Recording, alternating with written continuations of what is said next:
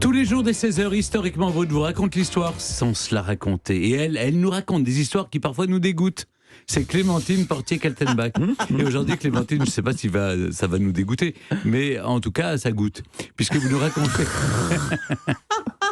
Vous nous racontez cette maladie qui touchait nos seigneurs et nos rois parce qu'ils mangeaient trop richement. Oui, cher Stéphane, vous avez avalé l'almanach Vermeaux ou un dictionnaire des contrepétries ce matin, ma parole. Hein. Oui. Bah oui, tous les messieurs souffraient de la goutte et justement, ça m'a donné envie d'en savoir plus. Plus sur les hommes que les femmes, plus, d'ailleurs. bien sûr, tout à fait. Ah, ça fait partie des injustices de la génétique. À nous, la cellulite, à vous, la goutte, que voulez-vous.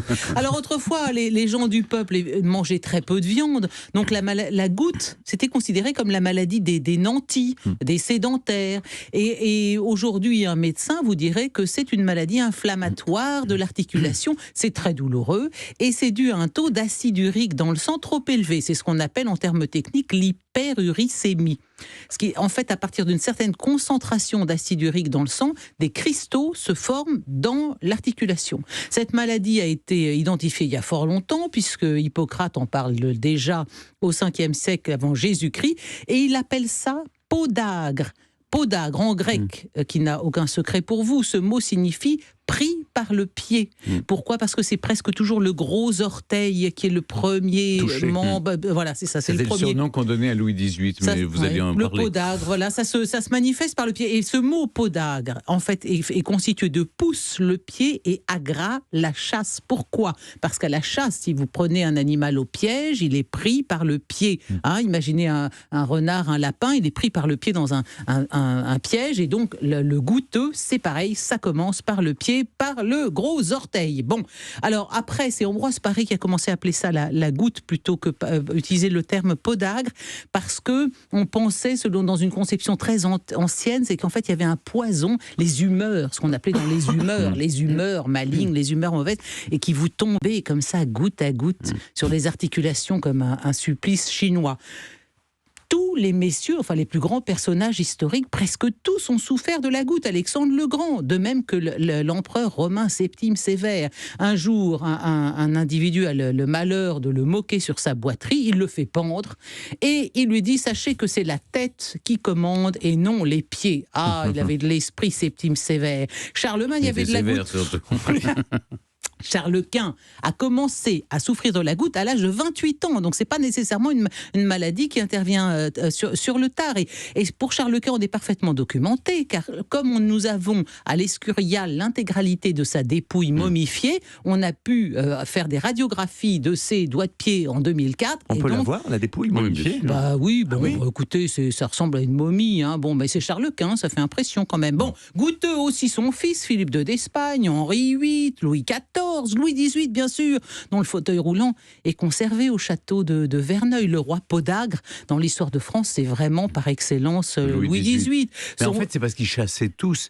Et donc, ils mangeaient trop de viande. Mais bien sûr, trop de viande, trop de vin, c'est ça. Et en particulier, trop de Bourgogne. Benjamin Franklin, Isaac Newton, Darwin, le Grand Condé, Martin Luther, Christophe Colomb, Léonard de Vinci, Mazarin, tous goûteux, vous dis-je, et tous durent souffrir mort et passion, car la goutte est, paraît-il, extrêmement douloureuse, et tellement que les malades ne supportent même pas la présence, le contact d'un drap sur leurs pieds, tellement ils souffrent.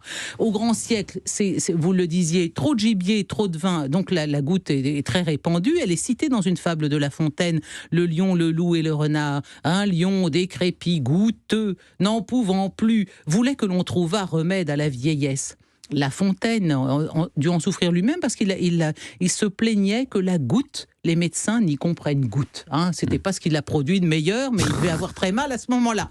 Alors, l'historien Gosselin Lenôtre nous invite à essayer d'imaginer que nous sommes un personnage aisé, contemporain d'Henri IV ou de Louis XIV, dans un texte où il écrit « Vous passez quotidiennement 8 heures à table, absorbez 10 livres de viande, comprenez 5 kilos, c'est quand même incroyable, et ne buvez que du vin de Bourgogne, les autres étant dédaignés par les gens de bon ton. Voici la goutte que va-t-on faire? Les médecins accourent à votre chevet, bien sûr, un peu comme dans Le Malade imaginaire. Ils se déplacent en troupe, ils dissertent entre eux, de préférence en latin.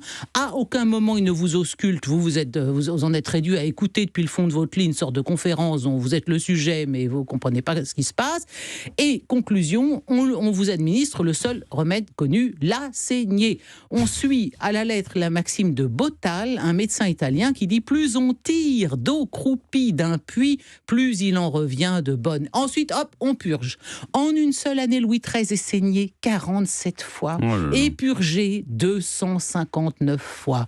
Si après toutes ces saignées et purges, vous êtes encore en vie et que vous souffriez encore de la goutte, on vous entoure la jambe d'un cataplasme de crottin de cheval. L'un des médecins qui a alors pignon sur rue propose de soigner la goutte en mélangeant une oie grasse hachée avec des chatons. Ah, quelle horreur. Affreux, ben oui, désolé, mais c'est ça. Hein. Et s'il en restait, il fallait badigeonner avec le reste l'orteil endolori par la goutte. Pour Charles Quint, alors là, lui, c'est remède de Schtroumpf, on lui donne de la salse pareille. Non. Eh oui. Comme dans les Alors écoutez, messieurs, très mauvaise nouvelle, la goutte n'a pas disparu, au contraire, elle est en pleine recrudescence. Mais non, pourtant les gens mangent moins de viande. Le nom, mais c'est pas ça, Stéphane, sous le nom de rhumatisme microcristallin, autour de 600 personnes en France et 8 millions d'Américains en souffrent. Et cette pathologie s'est développée en Chine où elle était quasiment inconnue. Responsable, non pas la viande, Stéphane, c'est pas ça tellement le problème, ce sont les sodas sucrés qui favorisent la production d'acide urique.